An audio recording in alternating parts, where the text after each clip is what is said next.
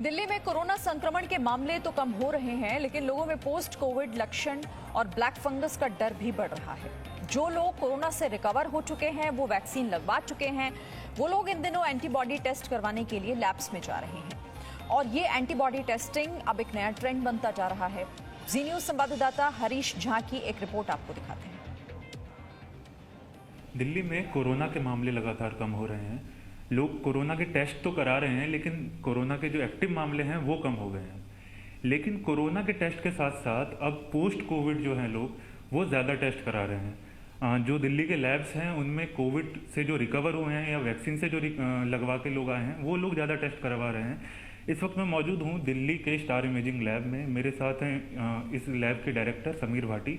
उनसे बात करते हैं किस तरीके का नया ट्रेंड देखने को मिल रहा है टेस्टिंग में। सर, किस तरह के नए ट्रेंड हम देख रहे हैं लोगों में कि कोविड के टेस्ट कम हो रहे हैं या दूसरे टेस्ट बढ़ने शुरू हो गए? देखिए, जिस तरह से अभी आपने भी बताया कि हमारी पॉजिटिविटी रेट तो बिल्कुल डिप हुई है, ट्रांसमिशन भी कम हुआ है, कोविड के टेस्ट कम हुए हैं। पर हम जैसे हॉस्पिटल्स में भी बात कर रहे हैं और वहाँ पर भी देख रहे हैं पोस्ट कोविड केसेस बढ़ गए हैं और कोविड के कम हो गए हैं। और डेफिनेटली पोस्ट कोविड इस बार इस वजह से बढ़ा है क्योंकि इस बार वेव में जिस तरह से हम मान रहे हैं कि कुछ न्यू वेरिएंट भी एक कारण हो सकता है कि केसेस बहुत ज़्यादा थे।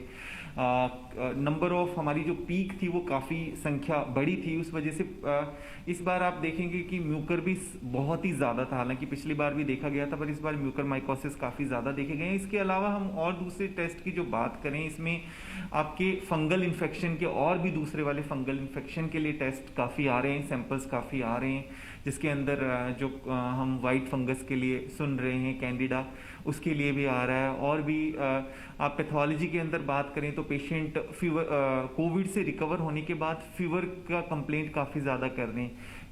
कई पेशेंट हैं जिनको हाई ग्रेड फीवर रहता है, उनमें फिर काफ़ी दूसरा बैक्टीरियल इन्फेक्शन वगैरह आ रहा है, तो उसको भी टेस्ट कराने के लिए आ रहे हैं। और आपकी जो ये क्लॉट वाली प्रॉब्लम है, क्योंकि जो कोविड-19 है खाली लंग डिजीज़ नहीं है, ये क्लॉट भी फॉर्म करता है, तो उसके लिए हमारे पास जैसे अभी स्ट्रोक के केसेस भी आ रहे हैं, जिसके अंदर उनका न्यूरो इमेजिंग होता है, ब्रेन वगैरह की स्टडीज़।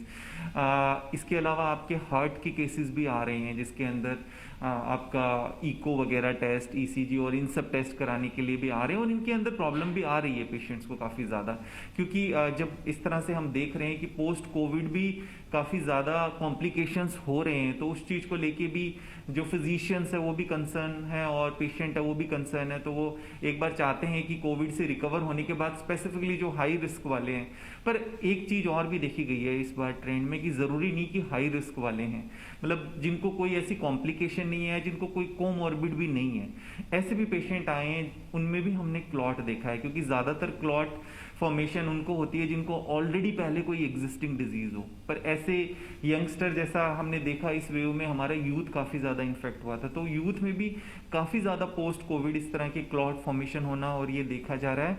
और इसके अलावा जो है लोगों को जिस तरह से पिछली वेव में हमारी वैक्सीनेशन शुरू नहीं हुई थी, इस वेव में जैसे वैक्सीनेशन शुरू हो गई, तो वैक्सीनेशन के बाद काफ़ी हद तक लोगों को फर्स्ट डोज लगी थी, काफ़ियों को दोनों डोज लग चुकी हैं, तो उसके बाद वो अपना इम्यूनिटी स्टेटस देखने के लिए भी आ रहे हैं। लोगों को लगता है एंटीबॉडी टेस्ट जो है वो बढ़े हैं क्या पोस्ट कोविड पेशेंट्स में, और जो वैक्सीन लगवा चुके हैं उन लोगों में? जी बिल्कुल, लोगों को एक ये रहता है कि हाँ, हम नेचुरल इम्यूनिटी, हमको पहले इन्फेक्शन हो चुका था, इन्फेक्शन होने के बाद हम देखना चाहते हैं कि हमारी बॉडी में अभी इम्यूनिटी है कि नहीं है, तो उसके लिए भी वो टेस्ट कराते हैं।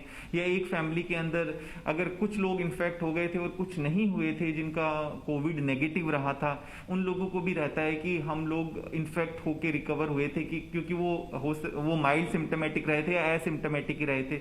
तो इस तरह से भी लोग आ रहे हैं कि हम देखना चाहते हैं कि हमें हुआ भी था इस वेव में, हम इन्फेक्ट हुए थे कि नहीं हुए थे, तो उसलिए भी कराने आते हैं टेस्ट।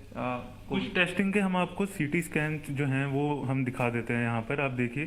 सर, इसको एक बार आप समझाइए। हाँ, देखिए, जिस तरह से हम बता रहे हैं कि इसमें न्यूरो इमेजिंग वगैरह भी काफ़ी हो रही है। ये म्यूकर माइकोसिस के लिए टेस्ट कराने के लिए आते हैं, जिसमें एमआरआई और सीटी स्कैन टेस्ट किया जाता है। इसमें देखा जाता है कि कितना हमारा फेशियल पार्ट इन्वॉल्व है, क्योंकि जो ये म्यूकर माइकोसिस है ये फेजेस में आता है और कई बार इसको पकड़ नहीं पाते हैं हम टाइम से। इसमें सबसे इंपॉर्टेंट है कि जितना जल्दी हम इसको फेज 1 में पकड़ लेंगे, उतना जल्दी ट्रीटमेंट शुरू हो जाएगा। पर ज़्यादातर हम देख रहे हैं जो ट्रेंड पेशेंट लेट आ रहा टेस्ट कराने के लिए या स्कैन कराने के लिए, जब तक वो फेज 2 में पहुंचा होता है, मतलब उसके साइनस से लेके उसकी आइस तक पहुंचा होता है। जैसे ये आप देख रहे हैं, इसमें पेशेंट आया, इसको विजन लॉस हो गया, तब पेशेंट पहुंचा और उसके बाद इनका स्कैन हुआ। तो ज़्यादातर पेशेंट ऐसे ही आ रहे हैं जिनको काफ़ी लेट तक जो है उनको सिम्टम्स डेवलप रहते हैं और वो रिकॉग्नाइज नहीं कर पाते। और कई बार कुछ टेस्ट होते हैं उसमें नहीं आता है, इसमें एक स्वैब टेस्ट होता है, नेजल स्वैब लेके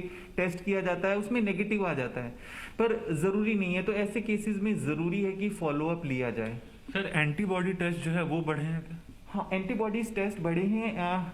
एक तो जिनको नेचुरल इन्फेक्शन हो गया वो देखना चाहते हैं कि हमारी एंटीबॉडीज कितनी बनी है। एक जिनको कोई इन्फेक्शन हुआ ही नहीं, वो जस्ट जानना चाहते हैं कि हमें हुआ क्या, मतलब हम अनडायग्नोस्ड रह गए, हम एक्सपोज्ड हुए थे कि नहीं, वो भी आते हैं।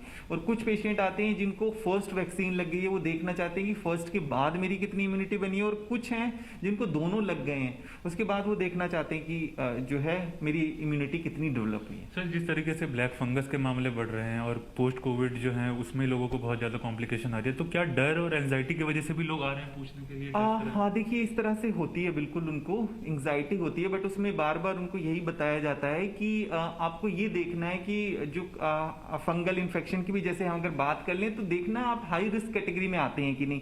ऐसा नहीं, कितने सारे लोग हैं जो होम क्वारंटाइन में जो माइल्ड सिम्टोमेटिक होके घर में ठीक हुए हैं। रिस्क फैक्टर मतलब जो हॉस्पिटलाइज्ड रहा हो और जिसको मॉडरेट या सीवियर निमोनिया हुआ हो, काफ़ी समय तक हॉस्पिटल में रहा हो, जो डायबिटीज़ भी हो, जिसका लंबे समय तक स्टेरॉयड भी चला हो, ऐसे काफ़ी सारे फैक्टर हैं। उनको देखने के बाद और फिर उसके बाद ऐसे कोई सिम्टम भी आ रहे हो, तो ऐसा नहीं है कि म्यूकरमाइकोसिस जिनको भी कोविड हुआ होता है या हो रहा है, ऐसा नहीं है। जितने भी देखेंगे, हमने भी जितने केसेस देखे हैं उनमें ये सारी हिस्ट्री कॉमन है कि उनको अनकंट्रोल डायबिटीज रही है, काफी समय तक हॉस्पिटल में रहे हैं, ऑक्सीजन पर रहे हैं, स्टेरॉयड उनका लंबे समय तक चला है। तो ये समझना और जानना जरूरी है। पैनिक तो डेफिनेटली लोगों के अंदर रहता ही रहता है। सर जो कोमॉर्बिड पेशेंट है, खासकर जो डायबिटिक पेशेंट हैं, उन लोगों का टेस्टिंग बढ़ा है यहाँ पे कि टेस्ट कराने को? हाँ, एक्चुअली डायबिटीज में थोड़े केसेस हमारे पास बड़े हैं, शुगर वगैरह के। जैसे जब पेशेंट से बात की जाती है कि आपको पहले शुगर था कि नहीं, तो बताते हैं अपनी हिस्ट्री में कि हाँ बॉर्डर लाइन था। तो जो बॉर्डर लाइन डायबिटिक्स थे उनमें आ रहा है कि वो डायबिटिक हुए हैं, या कई ऐसे हैं जिनकी सेडेंटरी लाइफस्टाइल, ओबीज और सब भी, उनमें भी डायबिटीज़ देखी जा रही है कि पोस्ट कोविड उनको डायबिटीज़ डेवलप हुई है, या कई बार फैमिली हिस्ट्री जिनको पहले से थी उनकी भी। तो ओवरऑल हमारे पास जो डायबिटीज़ के केसेस भी हैं वो भी इंक्रीज हुए हैं। कि जैसा हम मान ही रहे हैं कि दिल्ली में और वैसे भी इंडिया में देखें तो डायबिटीज़ के बहुत केसेस हैं, बट उससे ज़्यादा हमारे पास प्री डायबिटिक के केसेस थे।